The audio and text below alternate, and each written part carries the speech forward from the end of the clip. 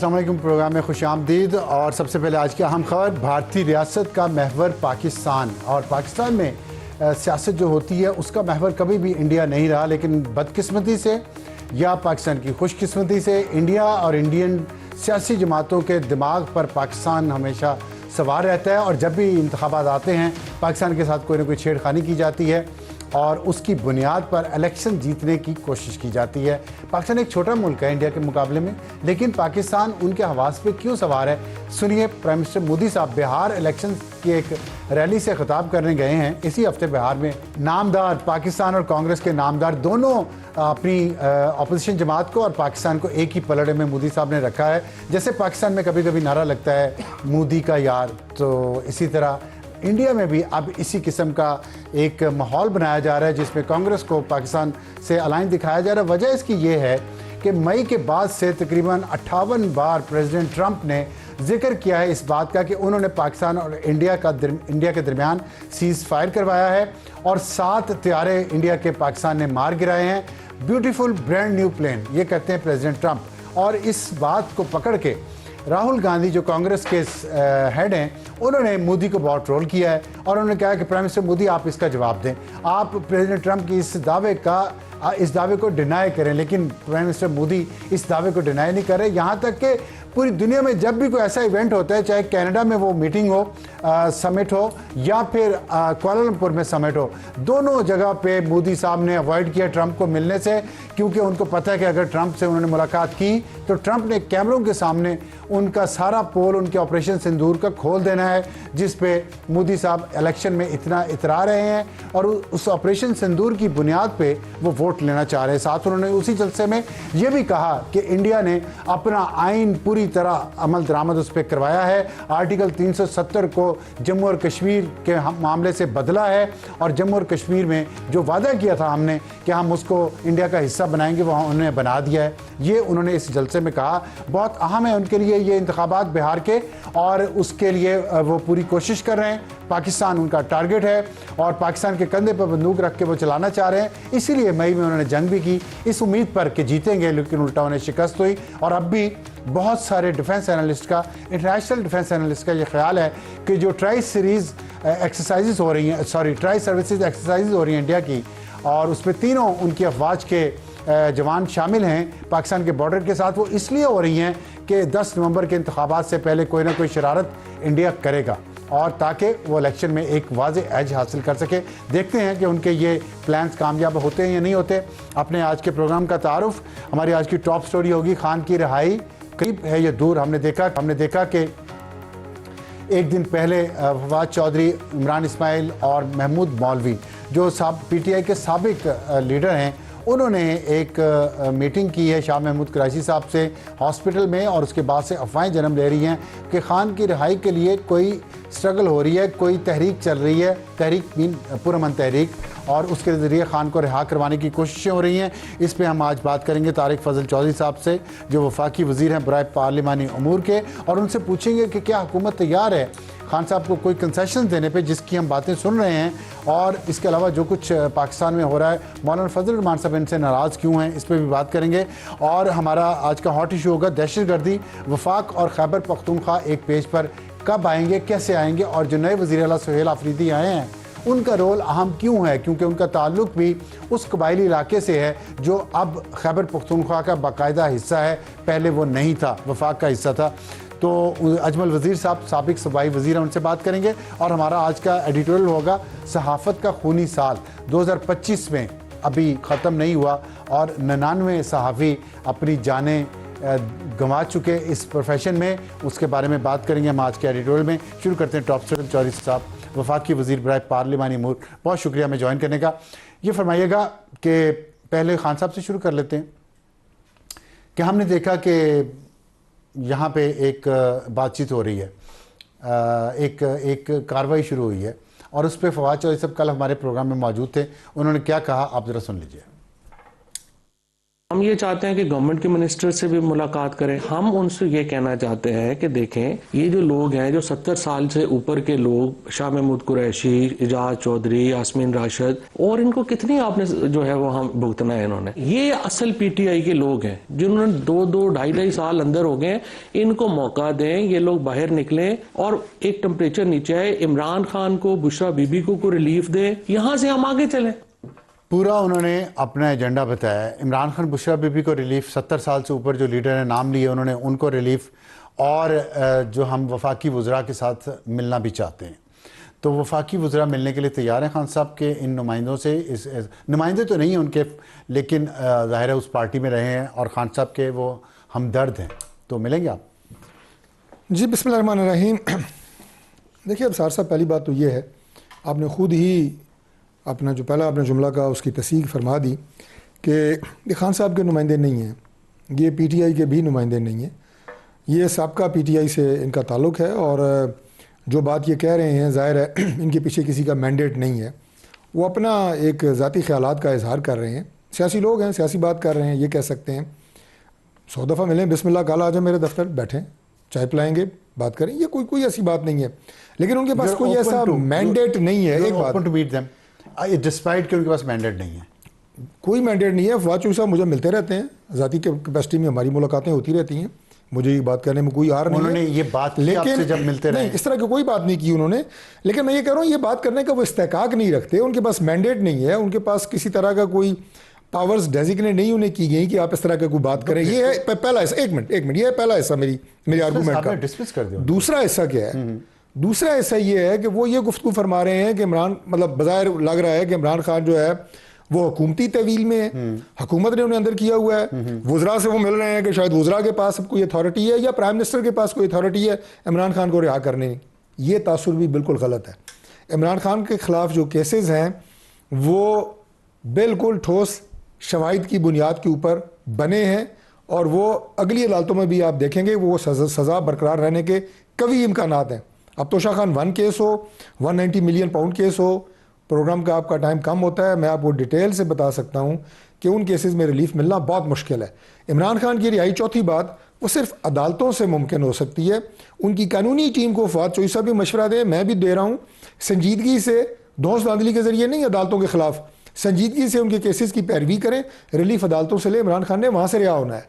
अच्छा, हुकूमत का इंटरेस्ट होता है कि अगर जब वो हुकूमत में हो, जैसे आप अब हैं, कि थोड़ा टेम्परेचर नीचे आए, मामला बेहतर हों और आगे, ताकि आप हुकूमत आसानी से कर सकें।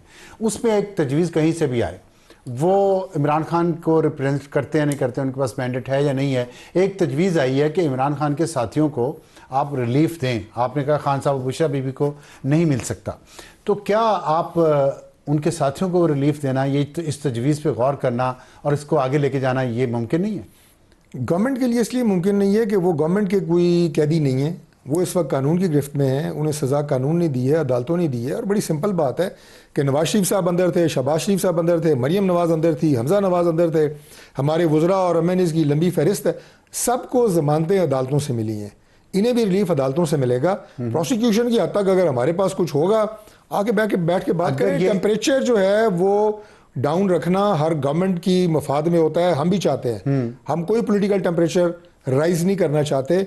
लेकिन क्या इमरान खान साहब भी असल में यही चाहते हैं जो फवाद चौधरी साहब कह रहे हैं? इमरान खान और उनकी जमात का हर बयान वो आपकी सियासी जो खिलाड़ा है उसमें आग लगाता है।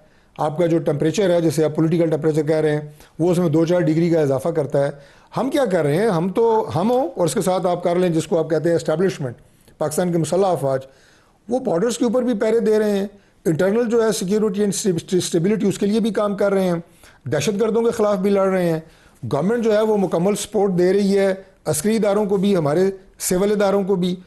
प्राइम मिनिस्टर ने 2 दफ़ा फ़ोन किया CM KP को और उन्होंने कहा कि आपके मसाइल हल करने के लिए जो मेरे लायक खदमत है मुझे बताएं, मैं करूंगा, क्योंकि KP भी पाकिस्तान का हिस्सा है। हम KP को अलग नहीं समझते। 2 दफ़ा फ़ोन किया? 2 दफ़ा किया। एक दफ़ा पहले फ़ोन किया जब वो इलेक्ट हुए, उस वक्त उन्होंने मुबारकबाद दी और नेक ख्वाहिशात का इजहार किया। अभी कोई 2-3 दिन पहले फिर फ़ोन किया। उनकी तरफ से पॉजिटिव रिस्पांस आया कोई? देखिए, उनकी तरफ से पॉजिटिव रिस्पांस, मैं समझता हूँ कि पॉजिटिव रिस्पांस आपकी सलाम का जवाब वालेकुम अस्सलाम कहने से नहीं होता, अमली तौर पे आपने उस ऑफ़र को कैसे लिया और उससे कैसे फ़ायदा उठाया अपने सूबे के लिए, वो है अमली रिस्पॉन्स। क्या जो इस वक्त दहशतगर्दी KP में हो रही है, अफ़गानिस्तान से दरअंदाजी हो रही है, हमारे शहरियों का खून बह रहा है, हमारे अफवाज के जवानों और अफसरानों का खून बह रहा है, क्या उसे रोकने के लिए CM KP अमली तौर पे तैयार है, या वो बयानबाजी के ज़रिए एक नया वहाँ पे फ्रंट खड़ा करते हैं, एक नया ऐसा बयान देते हैं सुलगता हुआ कि जिससे वहाँ पे लोगों को भी तकलीफ़ होती है, और जो शुहदा के जनाजे जिन फैमिलियों ने उठाए हैं उनसे पूछें, सब्र और तहम्मुल के साथ आज भी अल्लाह ताला का शुक्र अदा करके बैठे हैं कि हमारे प्यारों ने, हमारे जवान बच्चों ने इस वतन की खातिर अपने जान के नजराने दिए हैं, उनके जनाब दिलों को आप दुखी करते हैं, तो ये कुछ नहीं कर सकते, कम अज़ कम इस तरह के बयान तो ना दें। ठीक, बयान उन्होंने वैसे जनाजों में शिरकत की है 2 दिन पहले, बयान ना दें आपने कहा, और खिलारा डाला हुआ आपने ये भी कहा, खान साहब ने भी, उनकी तमाम सियासी जमात ने भी, और ज़ाहिर है नए चीफ मिनिस्टर सोहेल आफरीदी ने भी। तो आपने कहा कि इस माहौल में क्या बात होगी, तो आप समझते हैं कि फवाद चौधरी की जो तजवीज़ है और इमरान इस्माइल की, उसके जवाब में आपने ये उन्हें मैसेज आपकी तरफ से ये जा सकता है, ये जा रहा है कि पहले खान साहब को कहें कि वो कोई ऐसा CBM दें, कॉन्फिडेंस बिल्डिंग मेजर वो लें, और ये इस तरह की जो टेम्परेचर ऊपर गया हो इसको वो अपने बयान से नीचे लाएं। आप समझते हैं आपकी तरफ से ये तजवीज़ है? देखिए, मैं जो उन्हें तजवीज़ दे सकता हूँ फवाद चौधरी साहब को और उनकी बाकी साथियों को, इमरान इस्माइल वगैरह सारे हमारे बड़े अच्छे दोस्त थे और हैं। सियासत में नज़रिए का इख्तलाफ रखना ज़ाती दुश्मनी नहीं होती, हम सियासत भी वज़ादारी से करने के कायल हैं, मैं और मेरी पूरी जमात। मैं उन्हें ये मशवरा दे सकता हूँ कि आपका बेहतरीन किरदार अगर आप अदा करना चाहते हैं तो वो एक सालसी का, मिडल मैन का किरदार है, जो इस वक्त पाकिस्तान अफ़गानिस्तान के दरमियान बातचीत करा रहा है, कतर और तुर्किया। आपका ये किरदार हो सकता है, गवर्नमेंट से आए, मिलें, हमसे बात करें, बताएं क्या रास्ता निकल सकता है। हम हर वो मस्बत राय जो कि इस निज़ाम को बेहतर बनाने के लिए और पाकिस्तान के इशूज़ को सॉल्व करने के लिए वो लाएंगे, उसका खैर मकदम किया जाएगा, ये मैं आपको गारंटी कर रहा हूँ। उसके बाद गारंटी वही मस्बत तजावीज़ प्राइम मिनिस्टर के बिहाफ पे कर रहे हैं, मुस्लिम लीग नून के बिहाफ पे कर रहे हैं? देखिए, प्राइम मिनिस्टर मुस्लिम लीग नून की है ना, मैं हुकूमत के बिहाफ पे आपको ये बात कह रहा हूँ कि कोई भी वो तजवीज़ जो इस मुल्क में अमन लाएगी, अंदरूनी बैरूनी स्टेबिलिटी लाएगी, उसका हम खैर मकदम करेंगे। तो आप समझते हैं उन तजावीज़ को जाके आगे भी डिस्कस करें, कोई नतीजा निकालना चाहता है निकालें। इमरान इस्माइल और महमूद मौलवी से मिलने पे तैयार हैं वफाकी हुकूमत और उनके वज़रा, अगर वो आपकी तजवीज़ ये लेके जाएं वहाँ पे कि आप टेम्परेचर नीचे लाएं? नहीं, हमारी ये तजवीज़, मैं तो ये सजेस्ट नहीं कर रहा लेके जाएं, मैं कह रहा हूँ कि आप सालसी का किरदार अदा करना चाहते हो तो आप कर सकते हैं, तो वही यही बात लेकिन आप लेके जाएंगे ना आपकी तजवीज़। आप जो हैं वो इस पोजीशन में नहीं है कि आप जो है वो PTI की तर्जुमान बन के हमारे पास आए, क्योंकि आपके पीछे उनका लिंक नहीं है ना, कड़ी से कड़ी मिली होती है। लिंक नहीं है, आप उनकी मुलाकात करवाएंगे, इमरान खान का रिप्रेजेंटेटिव बन के तो आ सकते हैं ना, वो कैसे आ सकते हैं? उनसे मिल के आए, उनसे बात करके आए और आके कहें कि ये तजावीज़ है, क्या आप उनकी मुलाकात करवा देंगे? देखिए, इमरान खान अगर उनसे कोई बातचीत का माहौल साजगार बने या वो बनने दें तो इससे ज़्यादा मजबूत लिंक्स हुकूमत के पास मौजूद होते हैं। इन भाइयों की अच्छी जो सोच है, मैं उसकी कदर करता हूं, मैं इसे निगेट नहीं कर रहा, लेकिन ये सिर्फ एक टीवी बयान देने से या एक प्रेस कॉन्फ्रेंस करने से तो फिर क्या करें? ऐसी माहौल आप बताएं, क्या बना करें? सकते? क्या करें वो? अगर फर्ज करें टीवी बयान से ये नहीं, तो फिर उन्हें क्या करना चाहिए? मेरा ख्याल है पहले उन्हें इमरान खान से मिलना चाहिए। तो आप उन्हें, मैंने तो गवर्नमेंट का आपको बता दिया है, तो हमारा पॉइंट ऑफ व्यू जो है, ये मेरा पॉइंट है, क्या आप उनकी मुलाकात करवाएंगे? मुलाकात उनकी हो सकती है। देखिए, इमरान खान से जो मुलाकात है उसमें 2 चीज़ें हैं सार साहब, ये भी ज़रा मैं क्लियर कर दूं। उससे मुलाकात के लिए जो हमारी जेल मैनुअल है उसके अंदर तरीकाकार दर्ज है। ये जो रोज़ आपको टीवी पे नज़र आता है ना, गाड़ियाँ आ रही हैं जा रही हैं, हदड़ गदड़ मचा हुआ है अडियाला जेल के बाहर, भाई 8,500 और कैदी भी वहाँ पे मौजूद हैं इमरान खान के अलावा। हर एक के अगर 2-2 बंदे भी मिलने आए तो ये 17,000 बंदा बनता है जो वहाँ पे आता है मुलाकात के लिए हफ्ते के मुख्तलिफ दिनों में। ठीक है, इसका मतलब कोई फारिग प्लेस नहीं है, वो फारिग जगह नहीं है, मसरूफ जगह है, और वहाँ पे हमें एडमिनिस्ट्रेटिव मेजर्स लेने पड़ते हैं वहाँ पे इन चीज़ों सारी चीज़ों मैनेज करने के लिए। ये तफसील मैंने क्यों बताई, इसलिए कि इमरान खान से मुलाकात के लिए भी superintendent jail is the ultimate authority, और वो वही एक्शन करते हैं जो जेल मैनुअल में लिखा है। इमरान खान से मुलाकात का सबसे पहला राइट उनकी फैमिली का है, दूसरा राइट जो है उनकी लीगल टीम का है, तीसरा अगर वो इजाज़त देंगे जेल इंतज़ामिया तो ज़रूर मिले, हमें तो उसमें कोई एतराज़ नहीं है। हम तो चाहते हैं इमरान खान से पॉलिटिकल लोग मिले। को दबाव तो नहीं डालेंगे अगर ये मिलना चाहें खान? बिल्कुल कोई दबाव नहीं डालेंगे। आप फैसिलिटेट करेंगे? ज़रूर करेंगे इनको, मैं कहता हूँ तो फिर जरूर करेंगे। ये काम आप सुहेल अफरीदी के लिए क्यों नहीं कर सके, खैबर पख्तूनख्वा के जो चीफ मैंने आपको बड़ी तफसील से सारी बात बताई है। सुहेल अफरीदी क्या है, इमरान खान की इमीडिएट फैमिली का हिस्सा है, फारदस्ट फैमिली का हिस्सा चीफ है, मिनिस्टर हैं, क्या वो उनकी लीगल टीम है, उनकी पार्टी के वो चीफ मिनिस्टर हैं देखिए खैबर पख्तूनख्वा वो के। जरूर और वहाँ पे आए, एक जंग वो जारी जरूर है। अप्लाई करें। अगर जेल मैनुअल के अंदर जो कवायद और जवाब दर्ज हैं, मैं बिल्कुल रिकॉर्ड की बात उसको कर उन्होंने रहा हूं, फॉलो नहीं किया। उसको अगर कोई शिकायत उन्हें है तो वो लेके अदालत के पास जाए कि जी ये मेरा राइट था मुलाकात का, ये मुझे डिनाई हुआ है, तो जरूर जाएं। ठीक है। और हमें क्या फर्क पड़ता है। बाकी जो वो ये कह रहे थे ना, मैं जरा एक नुकता ये भी बड़ा पिछले दिनों टीवी पे चला है जनाब के, मैं काबीना नहीं बनाऊंगा और जब तक इमरान खान से मुलाकात ना हो। जरा इसके पॉलिटिकल एस्पेक्ट को छोड़ के जरा टेक्निकल एस्पेक्ट पे बात करते हैं। मुझे आप ये बताएं कि मियां नवाज शरीफ साहब भी एक दफ़ा अदालत से सजा याफ्ता थे, आपको याद होगा। सेनेट के इलेक्शन हो रहे थे, मियां नवाज शरीफ साहब ने सेनेट के वो टिकट जारी किए पार्टी सिंबल के लिए। क्या हुआ, इलेक्शन कमीशन ने क्या किया था? वो चीफ जस्टिस ने किया था, साकिब निसार ने क्या किया था? उन्होंने कहा था कि ये एक मुजरिम है और उनका किसी को ना रेकमेंड कर सकते हैं ना टिकट जारी कर सकते हैं। Thank you very much. और हमारे वो सेनेट के कैंडिडेट बगैर अपनी पार्टी निशान के आज़ाद हैसियत से इलेक्शन लड़े ऐसे थे। हुआ तो अगर हुआ है ना, क्योंकि आपकी मेमोरी बहुत माशाल्लाह शार्प है, तो इसलिए मैंने आपसे ये पहले आपसे बात मैंने पूछी। एग्जैक्टली यही हुआ था। मेरी मियां नवाज शरीफ साहब को सजा हुई है, एक मिनट, मियां नवाज शरीफ को सजा हुई है, सेनेट के टिकट कैसे जारी कर सकते हैं जनाब? ये कैसे रिकमेंड कर सकते हैं किसी को सेनेटर? उनके वो सिंबल निकल गए, उनका पार्टी निशान छिन गया।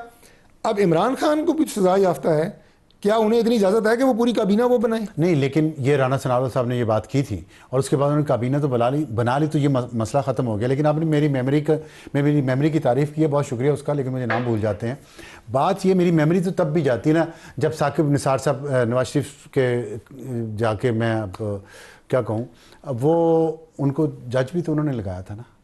तो आज उन्होंने जो कुछ किया इस मुल्क के साथ और आपकी हुकूमत के साथ, उसके बाद उन्हें सिक्योरिटी भी आपकी पंजाब हुकूमत ही दे रही है आज भी। मुशर्रफ भी हमने लगाया था।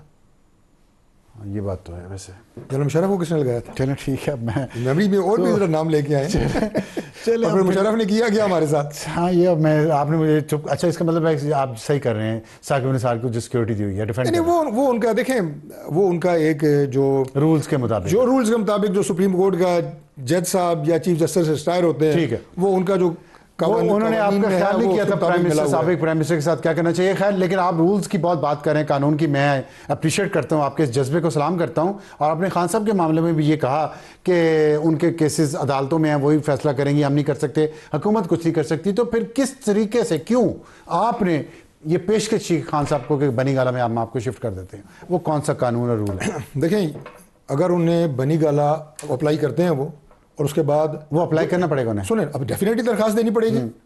ठीक है, अगर आपको वो जाने अदालत जाने, आप कहाँ से आ गए? मैं आपको अर्ज करता हूँ ना कि जो जेल मैनुअल, जो मैंने आपको कहा जेल सुपरिटेंडेंट, वो है जेल मैनुअल के कस्टोडियन। ठीक है। और जो जेल सुपरिटेंडेंट होते हैं पंजाब के तमाम जेलों के, उसके ऊपर जो इंचार्ज होते हैं वो आईजी जेल खाना जाता है, एंड देन होम सेक्रेटरी है, एंड देन सीएम है। ये चेन ऑफ कमांड है। ठीक। इन सब के रूल्स, रेगुलेशंस, ज़ाब्ते मौजूद हैं। तो जो कार्रवाई होगी ज़ाब्ते के मुताबिक ही होगी।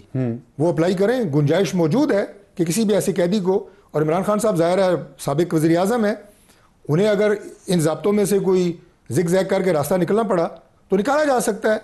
मैंने ये आपको बात की है। नहीं, वो मैंने ये नहीं कहा कि मैं इजाज़त दूंगा। आपने कहा कि हम उन्हें शिफ्ट कर सकते हैं बनी गाला अगर वो चाहें तो। ये आपने कहा। हमसे मुराद जो है गवर्नमेंट है। मैंने कहा वो अप्लाई करें, जाहिर है, और अगर उन्हें, वो तो अदालत में अगर अप्लाई उन्हें करेंगे ना, अदालत में मैंने उसे अदालत अप्लाई करेंगे। और उसके बाद मैं आपको गवर्नमेंट की बात बता रहा हूँ। आप रोड़े अटका सकते हैं, उसमें सब कुछ कर सकते हैं, आसानी भी कर सकते हैं, रोड़ी भी अटका सकते हैं। और रूल्स के मुताबिक किसी जगह के ऊपर जो ज़ाब्ते होते हैं उसमें डिस्क्रिशनरी पावर्स होती हैं, लेकिन इमरान खान की एप्लीकेशन की सूरत में law will take its own course according to the procedures and the rules regulations written in the jail manual. ठीक, उसी के तहत सारा काम होना है। अभी भी इसकी पॉसिबिलिटी है? अप्लाई करें, ऑफर है ऊपर। मैं कहता हूं आप अप्लाई करें। दोनों आप रोजाना हमें कटारे में ना खड़ा करें, आप अप्लाई करें। इमरान खान भी और बुशरा बीबी दोनों के लिए? दोनों करें।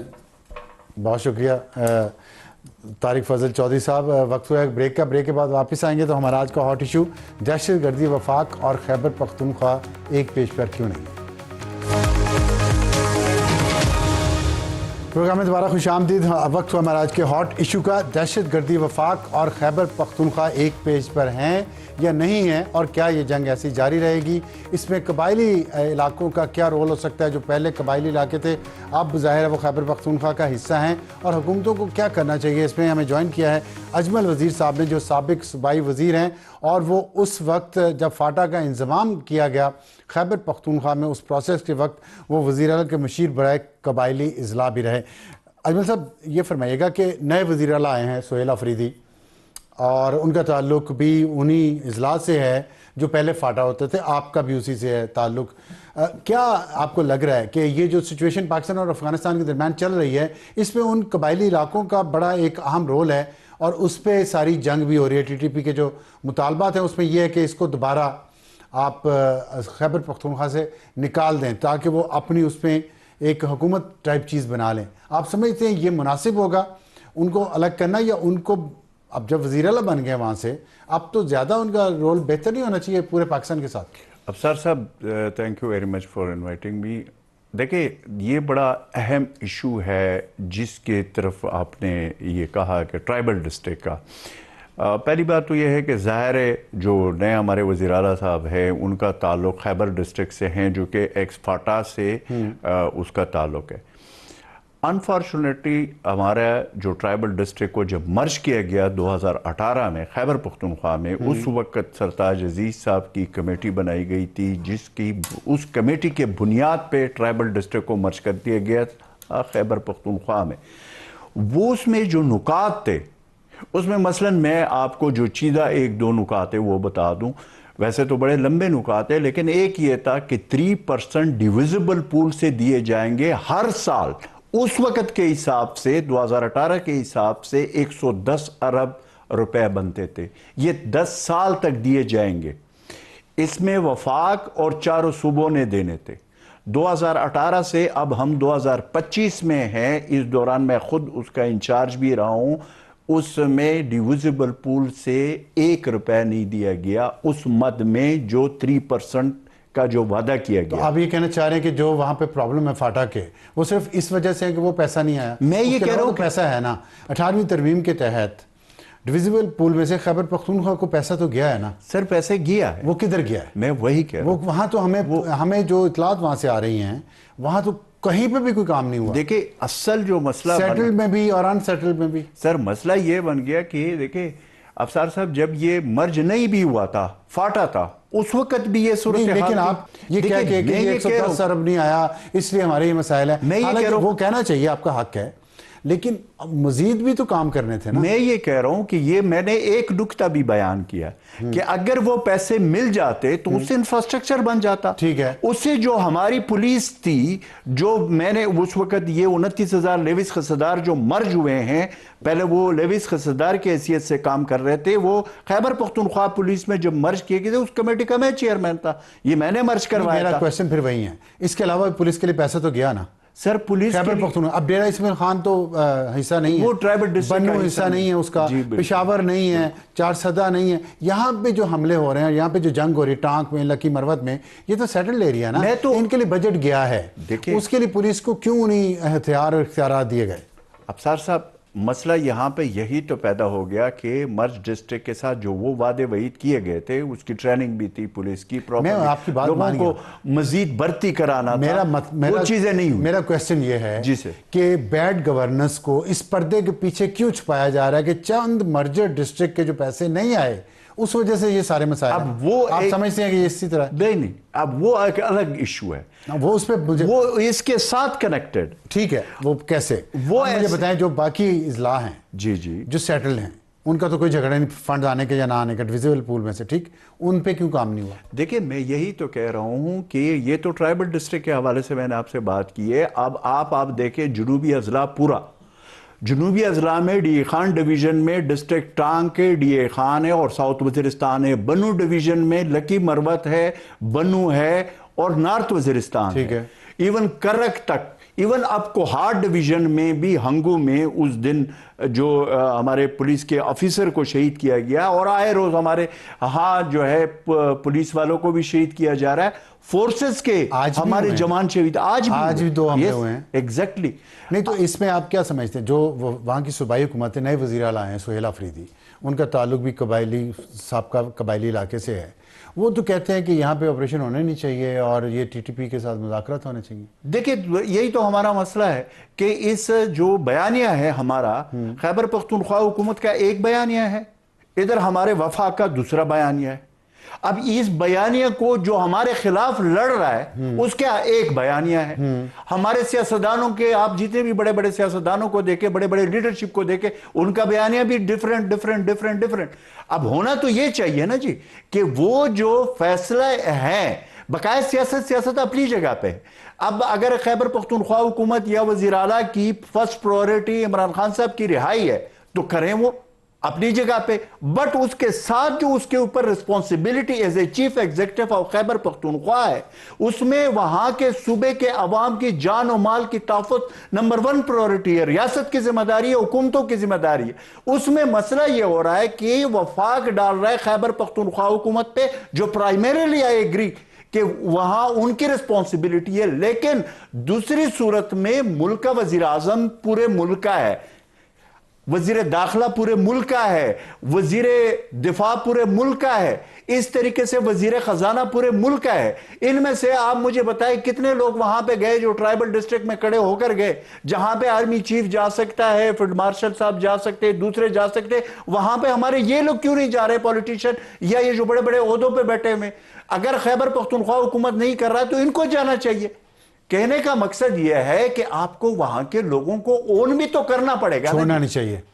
आपने छोड़ा हुआ है ना, मैदान पे छोड़ा। आप कह रहे हैं कि खैबर पख्तूनख्वा अगर नहीं तवज्जो दे रहा तो वफाक को जाना चाहिए। अच्छा, ये फरमाइएगा कि जो अभी सुहेल अफरीदी साहब ने, उन्होंने एक जिरगा बुलाया है और उस पर तमाम सियासी जमातों को भी उन्होंने दावत दी है, जिसमें मुस्लिम लीग नून भी है, पीपल्स पार्टी है, NP है। तो आपके ख्याल में ये एक सही स्टेप है? देखिए, मैं इससे पहले आपको एक बात बता दूं।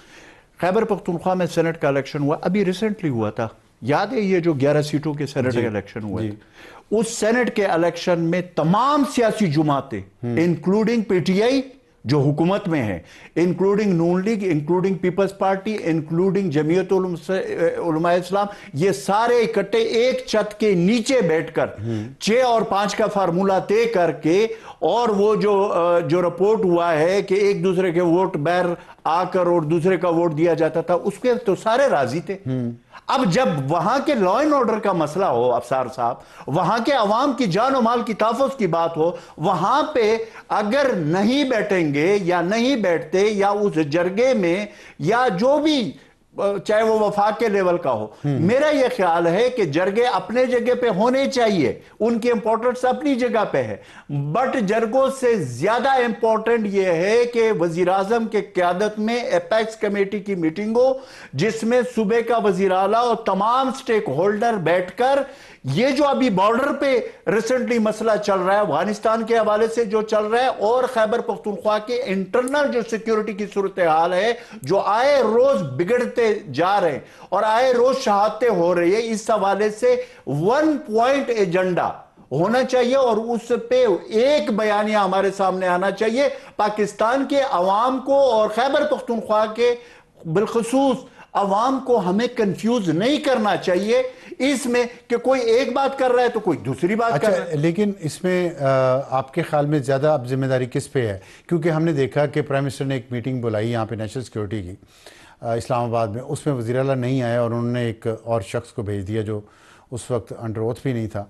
तो अब आप कह रहे हैं कि प्राइम मिनिस्टर एक एपेक्स कमेटी की मीटिंग बुलाएं, तो ज़ाहिर है वो पेशावर में होगी या यहीं पे होगी, और फिर वो आने से इनकार कर दें या वहाँ जाएं तो वहाँ पे मीटिंग में वो शमूलियत ना करें, तो ये कैसा मैसेज आएगा फिर इस जंग में ट्रूप्स को, पुलिस को, फौज को, हुकूमत की तरफ से? मसला हमारा ये है कि अगर खैबर पख्तूनख्वा की वहाँ के जो चीफ एग्जीक्यूटिव है, जो वज़ीर आला है, जो मुंतखब हो चुके हैं, उसका इस मीटिंग में, ये जो प्रीवियस मीटिंग में भी नहीं आए, मैं समझता हूं कि उन्होंने एक गलती की है, क्योंकि उसके ऊपर दो जिम्मेदारियां हैं। अगर उसके ऊपर पार्टी की जिम्मेदारी है तो साथ उस सूबे का वो चीफ एग्जीक्यूटिव है, तो उसको उस मीटिंग में आना चाहिए था। वो बड़ा इंपॉर्टेंट मीटिंग था। अगर उसके कोई ग्रीवेंसेस है in front of all stakeholder, उसको वहां पे रखने चाहिए थे। वो एक जबरदस्त फोरम हो सकता था, चाहे उसके लिए मुलाकात के टाइम की भी बात होती खान साहब के साथ, जो अगर उनका ये मसला था तो वो भी सामने रख लेते तो कोई हल भी निकल आता। अगर नहीं आने वाला जो ये वाला जो फार्मूला है, इसमें तो अफसार साहब आप देख रहे हैं कि हालात किस नहज पे पहुंच गए। अभी आपने देखा कि अफगानिस्तान के साथ हमारे जो तुर्किया में, कतर और तुर्किया के सालसी में, इस्तांबुल में जो हमारी अभी जो ये मुज़ाकरात हुए हैं, 5 दिन तवील मुज़ाकरात जो हुए हैं, उसमें अगर आप देख ले तो उसमें अप डाउन जो आए, और आखिर में जो एक इलामिया जो आपने भी देखा, मैंने भी देखा, जो उसमें आया, तो उसमें तो सीज फायर को एक्सटेंड किया गया है 6 नवंबर तक।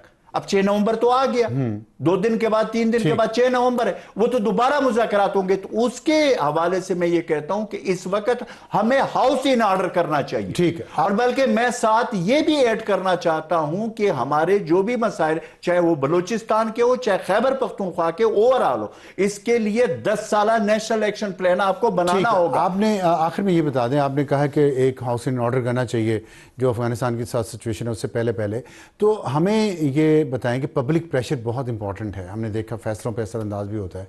क्या खैबर पख्तूनख्वा के अंदर लोग, यहाँ पे तासुर ये है, और पीटीआई की हुकूमत ये तासुर देती है कि वो दहशत गर्दों के साथ उनकी हमदर्दी ज़्यादा है बजाय पाकिस्तान के, क्या ऐसा ही है? आपको भी ऐसे? मेरा ताल्लुक साउथ वजीरिस्तान से है, मेरे सारा ख़ानदान, फैमिली, सब कुछ वहाँ से है। मैं खुद आता जाता रहता हूँ। अब आप मुझे बता दें, सबसे ज़्यादा मसला तो साउथ और नॉर्थ वजीरिस्तान में, तो आप मुझे बताए कि मैं, अगर मेरे ऊपर कोई ये बात करता है कि जी ये जो है वजीरिस्तान और बाजौड़ से लेकर वजीरिस्तान तक जितने अवाम हैं, उनकी सबसे पहली जो इस वक्त जो उनकी सबसे पहली जो ग्रीवेंसेस है वो ये है कि हमें अमन चाहिए।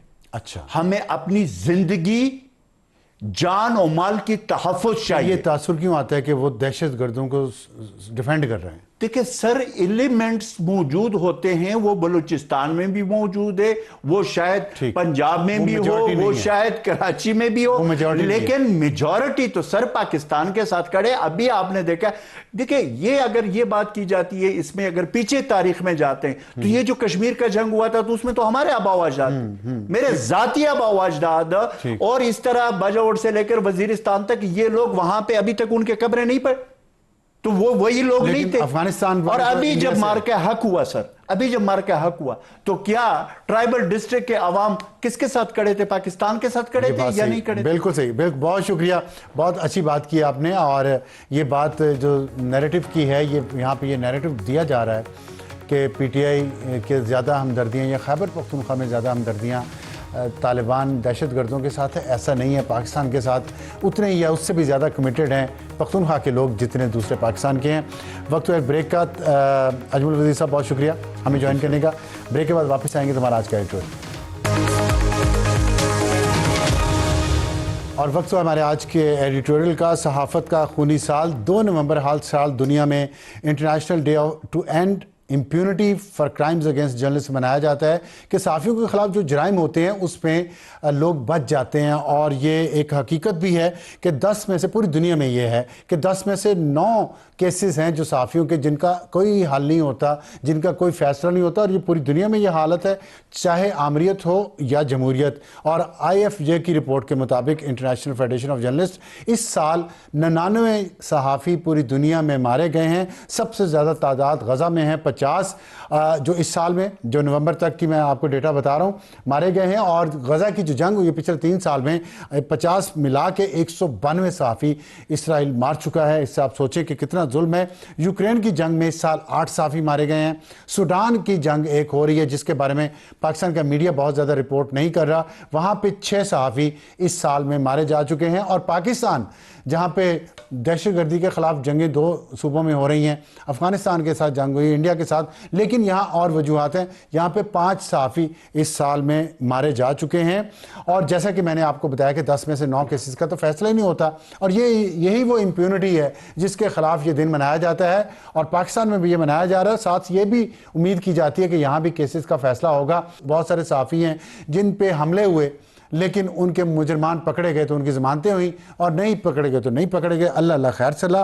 तो ये 60% इजाफा हमलों में हुआ है पाकिस्तान में इस साल। ये है फ्रीडम नेटवर्क की रिपोर्ट। 142 केसेस हुए हैं सहाफ़ियों पे जो हमले हुए हैं पूरे पाकिस्तान में। तो उम्मीद है कि इस पे अरबाब इख्तियार सोचेंगे और सहाफ़ियों को भी इंसान समझेंगे और उनके केसेस का भी फैसला होगा। आज के लिए इतना ही। खुदा हाफिज़ एंड गुड नाइट।